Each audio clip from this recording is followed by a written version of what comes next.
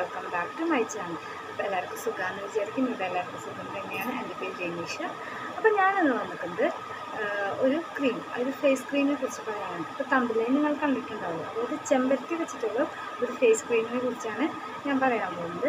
അപ്പോൾ ഒരു നല്ലൊരു ഫേസ് ക്രീമാണ്. അപ്പോൾ ഫേസ് ക്രീം എങ്ങനെ ഉണ്ടാക്കുന്നതെന്ന് നമുക്ക് വീഡിയോ കണ്ടിട്ട് വരാം. വീഡിയോ കാണുന്നതിന് എൻ്റെ ചാനൽ ആദ്യമായിട്ട് കാണുകയാണെങ്കിൽ പ്ലീസ് സബ്സ്ക്രൈബ് ചെയ്യുമ്പോൾ തൊട്ടപ്പുറത്തൊരു ബെല്ലൈക്കനുണ്ട്, അതും കൂടി എനേബിൾ ചെയ്യാൻ മറക്കരുത്. എന്നാലാണ് ഞാൻ പുതിയ വീഡിയോസ് ഇടുമ്പോൾ അതിൻ്റെ നോട്ടിഫിക്കേഷൻസ് നിങ്ങൾക്ക് വരുള്ളൂ. നമുക്ക് വീഡിയോ.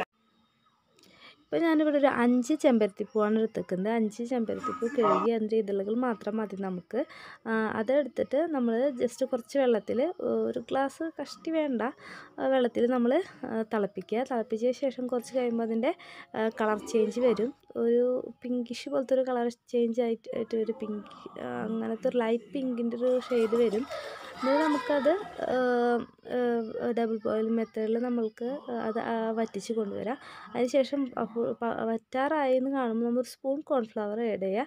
അതിനുശേഷം തണുക്കാൻ വയ്ക്കുക. അതിനുശേഷം നമ്മൾ ഒരു സ്പൂൺ അലവേര ജെല്ല് മിക്സ് ചെയ്ത് വയ്ക്കുക. അലവേര ജെല്ല് ഞാൻ മിക്സ് ചെയ്യുന്നത് വെച്ചിട്ടുണ്ടെങ്കിൽ 2 ആഴ്ച നമുക്ക് പുറത്ത്, അതായത് ഫ്രിഡ്ജിൽ വെക്കാതെ കേടുകൂടാതെ പുറത്ത് വയ്ക്കാൻ പറ്റും.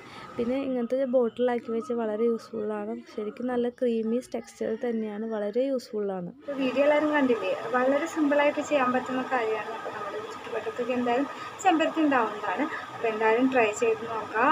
ഫേസ് ക്രീമാണ്, അപ്പോൾ ഡെയിലി അപ്ലൈ ചെയ്യുന്നതായിരിക്കും നല്ലത്.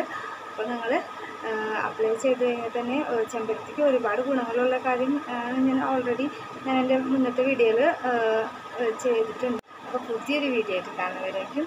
By, take care.